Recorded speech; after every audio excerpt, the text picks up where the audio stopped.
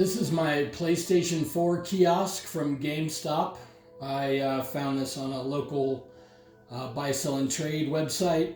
I actually got two of these. This one was the most complete. It had the everything on it that you see except for the TV. The dummy console and everything, all the lights were working. I did have to repurpose TV. I got a Vizio, one of the D models, the 32-inch D models. It's actually a really, really good-looking TV, but it's not the original, and I don't have the original camera. And as you can see, I'll show you later, there is no cradle for the PlayStation Vita either. But other than that, everything is super clean. I did have an extra PS4 console, the original one, just like the dummy, that looks like the dummy console under the clear plastic there. And that's what's inside the kiosk itself, running everything. And I'll show you that too as well. But the console that's in there now is modded. It's on 9.00. It's running GoldHen. And I've got a bunch of games on the hard drive. These are all installed through the package installer that you find on GoldHen, that you can install games and updates and DLCs and stuff. We've got the new Resident Evil 4 that just came out, Octopath Traveler 2, Hello Neighbor, all of the newer ones that just came out recently. And everything runs really well. It's actually pretty quiet. There is a fan back there that I have unplugged, but when it gets hot I can plug that in and have that vent fan vent everything out. But other than that, it's pretty slick. It's not super heavy to move. It's on wheels, which is nice, and it's maybe my favorite kiosk as far as like aesthetics. It just looks really, really cool. But Resident Evil 4 starts up really good. And if you guys haven't played this game, old school or the new one, it's definitely one of the best games ever made. And the remake, the new one that just came out, looks pretty amazing as far as graphics. Even on this original PS4, I know it's going to look amazing on a PS5, but even on a PS4, it looks really, really cool.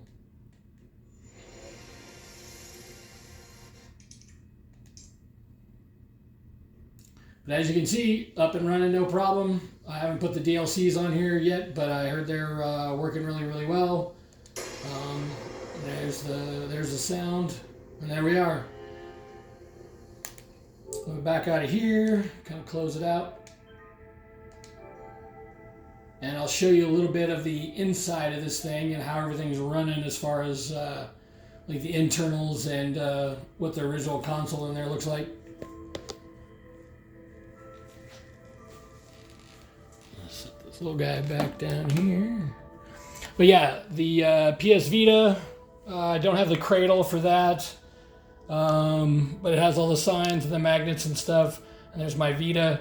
I also have a PlayStation TV hooked up, which is basically the console version of the Vita.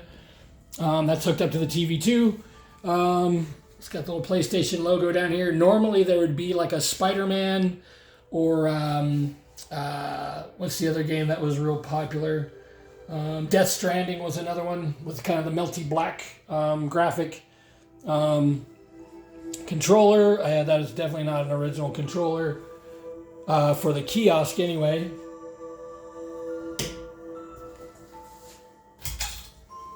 See it a little bit better if I turn these lights on. That is a dummy console. It's completely hollow, but except for one little strip light in there that you can plug. It just plugs into a USB mini, I believe, inside the thing here. And then it's got the graphics for the PlayStation Store, PlayStation Plus and stuff. That is a DualShock 5 that actually I can use for the PlayStation TV, which is really cool because I don't have a PlayStation 5, but I can use that to play the games on the PSTV. And that's the Vizio TV. And it's pretty nice. I don't know if my camera's picking up really well, but it's a really nice TV. And you can kind of see behind it. That's like a fake mount that I bought and just kind of drilled myself to make it work so it doesn't sit completely straight on the thing, but this one kind of arms out and I can straighten it out and kind of move it around if I need to. But in here, as you can see, this kind of pulls away. And this is where the actual stuff is. So in here is the actual PS4 console that's running. There's the strip with all the plugs and everything where that goes. For the console, the lights, the USB thing that's running the light that goes in there, and the dummy console. I didn't have a key for this when I bought it, so I actually had to unscrew the lock mechanism. So I had to use Velcro to keep this closed when it closes, or it kind of pops open because it's heavy. But all the lights underneath are working really, really well. That's where the original cable for the controller goes. It kind of loops through there and plugs into the controller over here, so people don't run off with them. But it's built really well. There's the power source for the bottom down there. That kind of plugs into the wall, but it's super clean. It's got kind of the little barcode for the system and everything. But it's really, really slick. This was found at a GameStop locally here in Tucson, where I'm at.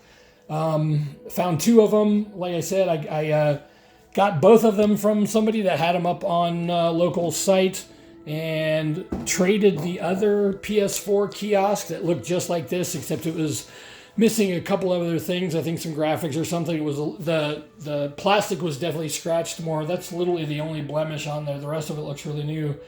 But I actually traded it for this guy. And I want to do a video on this thing next, but I traded that other PS4 kiosk for this one. And that was a pretty good trade, I think, in my book. But yeah, it's really slick. It's kind of cool. And I really do enjoy it. It's just a neat thing to have in the game room. Lights it up. Kind of makes you feel like you're out at a game store somewhere. Just kind of listening to the sounds. You can just kind of jump on and play and put it down and be done. But there we go. That's the PS4 kiosk from GameStop. Thanks.